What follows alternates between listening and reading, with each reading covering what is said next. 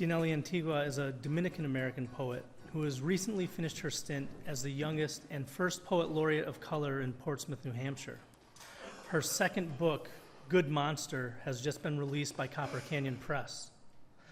This book is as ruthless, relentless, and tireless a study of traumatic sex and sexuality as I've ever seen. The poems moan and scream and yell and plead and finally celebrate as the speaker moves up and past the hell of her own experiences. In an early poem recounting one of these traumas, she says, "O little day, damned day, of the unforgettable punishment of touch." This conflict, that touch is a means of pleasure which, perverted or corrupted, becomes an insufferable source of pain, animates the whole of the book. In another poem, the speaker says, "I want to believe he didn't damage me, like a dirty little whore, like leaving a syndrome for a Band-Aid. Sometimes touching is the only food around. Sometimes I set a table for the wounds." We can hear the kind of porn-inflected language in that dirty little whore and recognize an uneasy, erotic tension, the discomfort we feel that her defining herself as a sexual being has been polluted or distorted by the traumas she's endured, balanced with reclaimed sexuality as a totem of the speaker's power. So stark is the world she's depicting, we finally celebrate when we reach a kind of zero point in Sad Girl Sonnet number 10. What is it to be unbroken? I uncry, I unsex, I unbecome this. When I landed here, I was pleased, but I wondered, is this the best we can hope for? A journey into our own negation? The best we can hope for is to rewrite our pasts by refusing the power of that past to exist in our present? I think that might be what some of these poems believe, but buried in one piece is this aphorism, this motto that for me recasts the whole rest of the book. She says, "A long life is avant-garde." She's saying survival, persistence, endurance, these are avant-garde moves in a world prone to war, pain, violence, torture. A long life is avant-garde, thank God. Creation and self-creation and recreation are there to cover over or undo the pain of being. That's the promise this poet makes to her readers as her speaker emerges a good monster. Please welcome Diannely Antigua. Thank you. What a beautiful introduction. That was so lovely. Thank you, Eric. And it was so lovely to hear you read, Ani, and I could see why you felt like you pairing us together was like, yeah, just right. So yeah, so grateful to be here. Now I want to read all the poems that you mentioned. Let me talk a little bit about Good Monster and the title, and then hopefully that'll help inform some of the poems that I'm going to read. So I've been doing therapy for about 13 years now. And the particular type of therapy that I do is called internal family systems, or IFS. And it's parts work where we name the parts of ourselves. So you could have an angry part or a sad part. And throughout my 13 years, I have given these parts of myself these kind of pet names of sorts. And I have this trinity of parts, my depression, anxiety, and boundless need, I call my monster. And throughout these 13 years, there have been times in therapy where I've said, I'm like, Cindy, my monster, she's acting up again. She's doing that thing. She's calling people late at night and texting when she shouldn't be and whatever, blah, blah, blah. We've all done the same thing. But I just felt like my monster was so persistent and it's in her behaviors.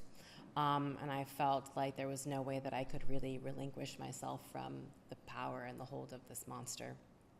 And I just villainized this monster.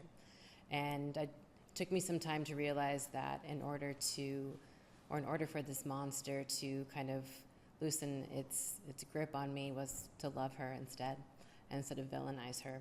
So in a way, Good Monster is her story. It's my love letter to my monster. And, she survived in a time where, when no one was listening to anything that she would have to say.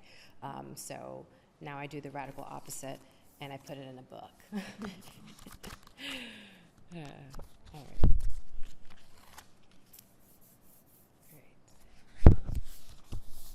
Chronically. It started at 16 when, instead of falling in love with Jesus, I fell in love with a boy, a bit of God's wrath, now living in my right shoulder, right hip, right side of my newly kissed neck. I knew he was jealous, God, not the boy. Instead of proverbs before bed, I spoke to the boy on the phone, whispering, my body cramped in the dark corner of the living room, my family already asleep. I told the boy I loved him. My breathy hallelujah, like the hush of the MRI machine taking me into its mouth, or the X-rays, or my silent bending over in the blue paper gown, little ass out in front of the doctor as he checked my spine. The boy checked my spine too, as he reached under my shirt, unhooked my padded bra. This was before the diagnosis, the word itself sounding like a disease.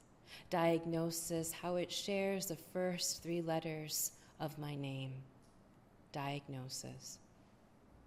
If I could take my tiny shovel hand and carve out the synapses from my head, shoulders, knees, and toes. Oh, bless, bless, bless. It is meaningless how invisible the body in pain when God is a house I can't leave. Okay. Oh.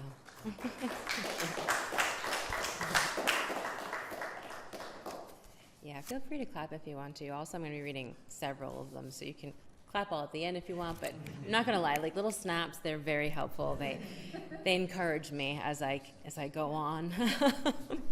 I'm going to read one of the poems that you mentioned, Eric. I'm surprised at my tolerance. I'm surprised at my tolerance for being touched. My thighs are touched by the plastic chair, my fingertips touched by the keys, my ass touched by the swinging door. At the restaurant, my coworker touches my shoulder as she passes by to pour water for her table, only to have my arm touched by the cold drips from her tray. I've heard dripping water can be a torture. The touch, then the touch of it. When will I stop the world from touching me? I'm told to learn boundaries. What a revolution to say no. Sponge, don't touch my elbow. No, soap, don't trail down my leg to my feet, to my big toe. No, towel, don't dry me. No, underwear, don't put your cotton mouth on. No. I wish I could have said that day. Oh, little day, damn day of the unforgettable punishment of touch. Trespass of a 9-year-old body, his 45-year-old grip. How unforgivable to have his hairy knuckles graze the dimples on my lower back. Graze as in feed, as in consume bushels of dry straw in a girl's mouth. Okay, thank you. I feel like, in a way, Eric prepared you, but I did want to just say content warning for many, many things. Sexual abuse, suicidal ideation, domestic violence, and religious abuse as well. Okay, let's see. Something fun I can read. Okay. Trying to find the ones that I don't read as often, partially because my partner comes to most of my readings, and like, you've heard all of these. So trying to be kind and throw a few surprises in there. Okay, let's do...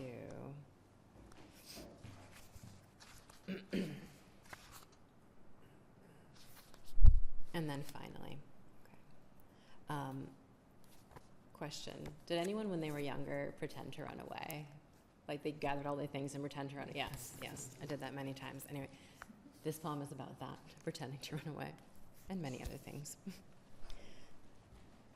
And then finally, one afternoon, I pretended to run away.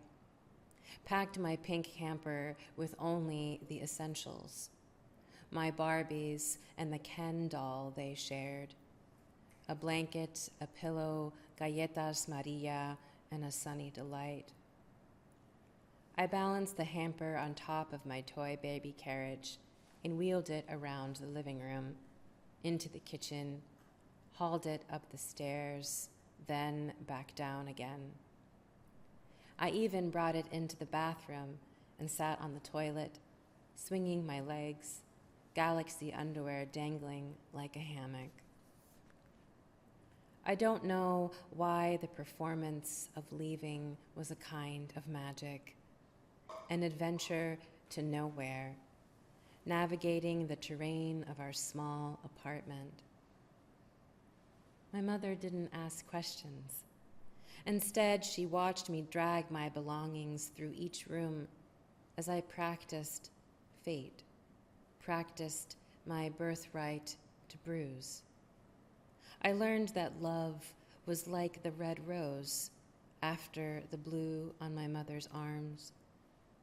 Some days, each corner of our apartment smelled of bouquets in different stages of death. Some still fresh with days before rot, before mold fuzzed on the base of their stems, or the petals fell like molted scales. Maybe the day I pretended to leave smelled like the funeral only neglect can make. Blossoms to mask the decay, blossoms to shroud the bride. Freedom is a girl rehearsing despair, and despair is a woman in a U-Haul leaving Brooklyn. The truth is, I packed too many things, though I left behind the pilon and the cake tin, and I knew where I'd end up. Back at my mother's with the flowers, their thorny stems cut on a bias, placed in a glass vase by the TV, static mimicking the sound from my mouth.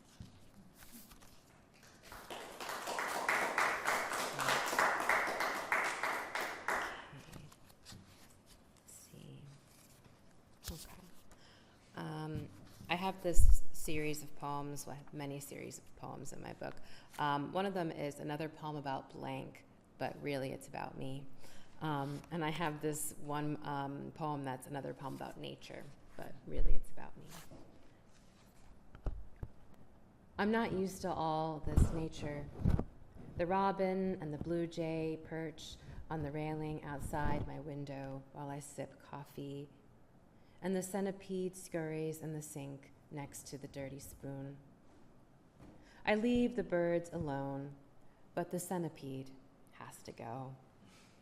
I name it Ben after one of my exes and drown it, send it down the drain. All exes live there, down the drain where they've crawled out of the pipe sludge to the clean stainless steel of the undermount sink. By the way, this is a borrowed kitchen. By the way, this is a borrowed life. I don't belong in a log cabin in the woods where the squirrels are actually startled. I want the don't give a fuck attitude of a New York squirrel eating from the palms of whoever has something to give.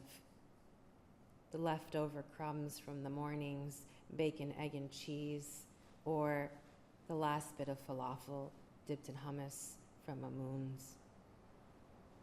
But wasn't that a borrowed life too? I was supposed to be a preacher's wife, skirt to my ankles, Bible and my purse. And I was supposed to be a mother. The doctors don't know if this body can cradle the egg before it's flushed. And I'm not supposed to be jealous of the birds or the squirrel or the drowned centipede. How easy it was to blame it and then let the water run.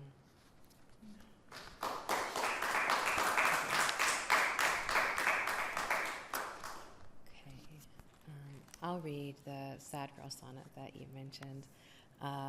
So the Sad Girl Sonnets are another series in my book, and they come from a project of sonnets, 25 of them to be exact, that I wrote while I was in Florence, Italy.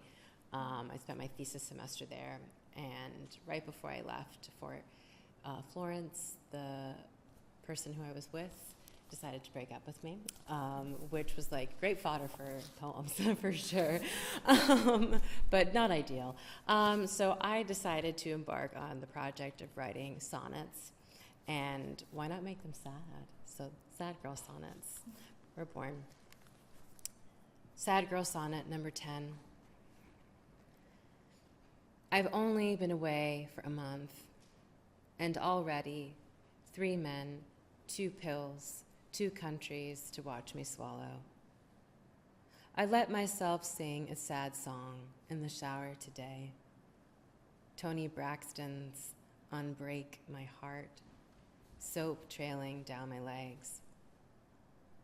I shave my armpits while I cry, feeling for the bumps, a kindness to my most neglected.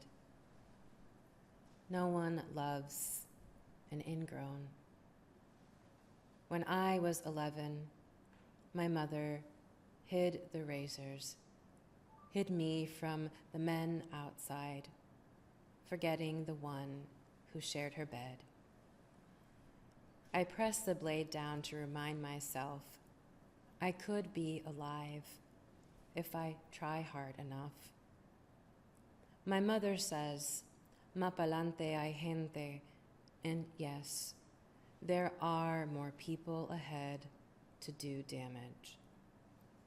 What is it to be unbroken? I uncry. I unsex. I unbecome this.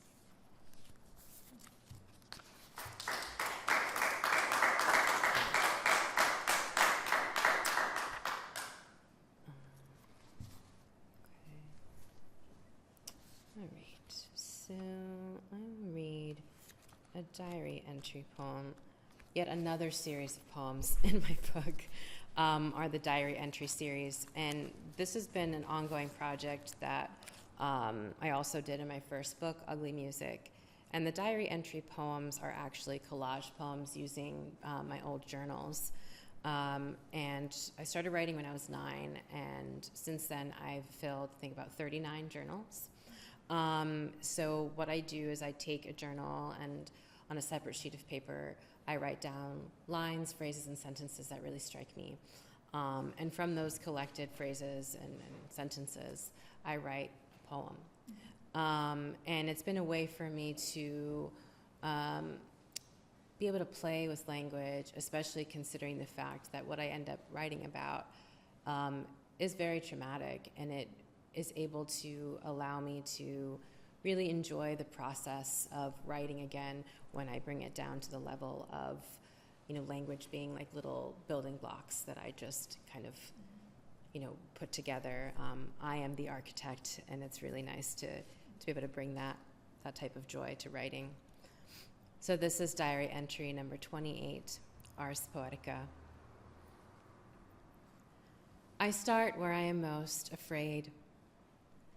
An addiction to beauty is a place to keep a loss. My father liked to sing love songs, his lips elongating each vowel, his tongue breaking the center of everything, and he so tender to the sound it birthed. I'm listening to jazz in the park again, crying in rooms that don't belong to me. It's true. The wrong music can be damaging, and every photograph is an elegy. I practice posing in bathroom stalls to feel effortless. All flowers want to be looked at, and chasing the moon is a chronic condition. How can I translate where my finger lands into language? In conversation, I drop a little French like a baby out the window. On TV, anyone can be dead and look like art. A long life is avant-garde. I place mine on the open shelf, on the edge.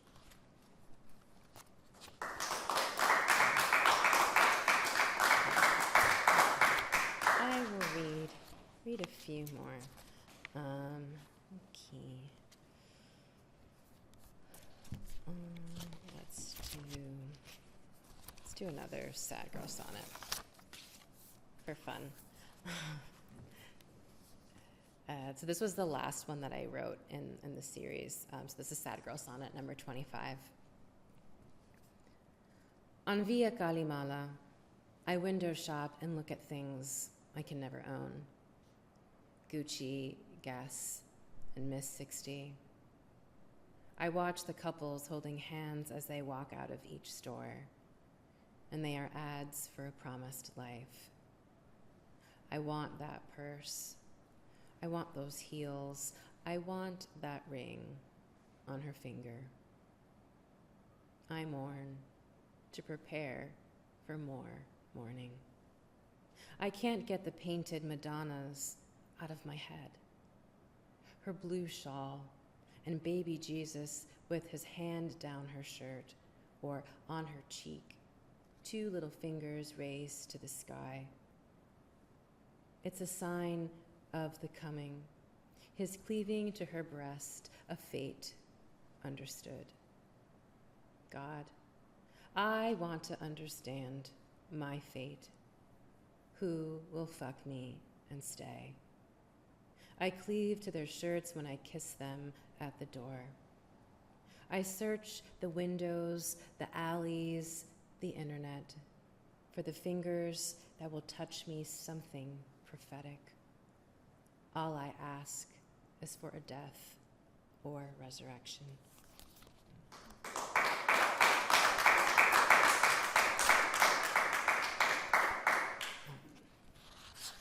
So I'm going to read a masturbation poem to be in solidarity with you. It's actually from Ugly Music.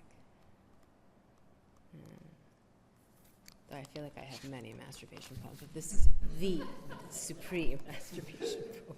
Not really.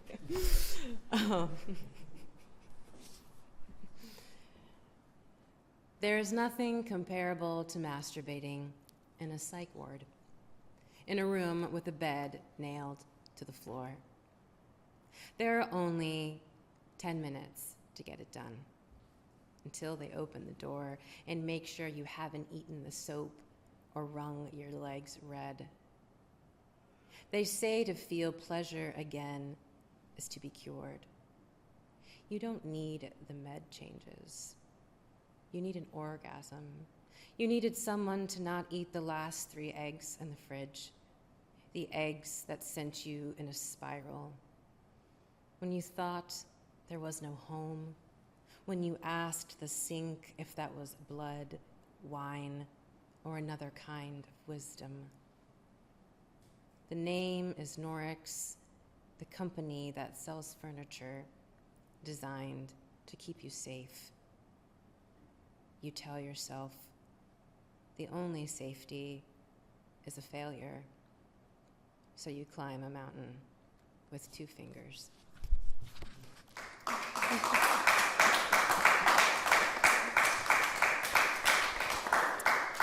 That was for you. Yeah. By the way, that was beautiful. I was very excited to hear it. I was like, wow, this is better than I thought. It was amazing. Yeah, let's see. Okay, I'll read another one from Ugly Music, and then I'll read 2 more. This one and one more. When I try to explain. It's like the smell of your own shit. You sit in the stench because it's yours. Someone told you it was all in your head, and you sat in a hospital bed throwing up charcoal because you took too much of something with your name on it. Sometimes you grow allergic to the morning and how it greets you with painful welcome, like a smile from a lover who'd found someone new. What was the word he called you?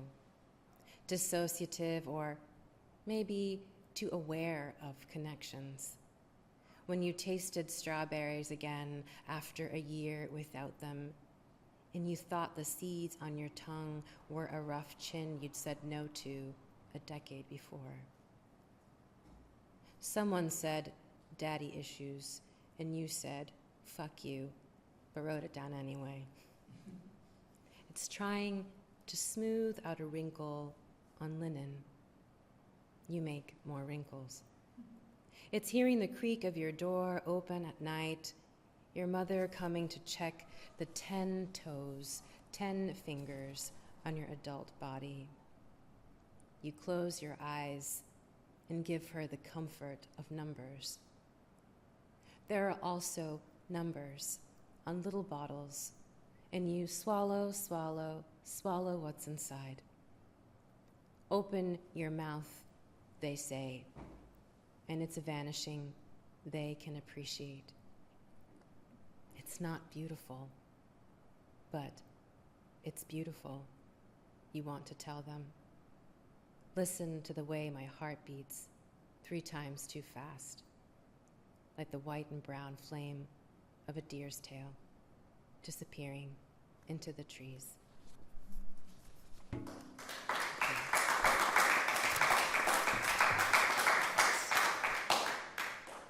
All right, one more, and I will leave you this evening. Okay. Wanting. I want to write about joy. I decide this when I sit down at my desk, the over-watered succulents lining the perimeter. I don't understand the ratio of plant to water to dirt, so I drown them in what I think is needed. I forget sun. I forget patience. I try to forget the look death makes, the Haworthia, the snake plant, my grandmother, the dog. I wanted to write about joy. Everything is pale. Outside, winter persists, even though it's May. A lover once told me he believed in the risk of joy, used it to explain away the kiss on my neck. He's married now. The risk of joy tattooed on the right side of his own neck, his new wife's name on the left. My friend said, I dodged a bullet with that one. I say, I would have opened my chest to it. Thank you.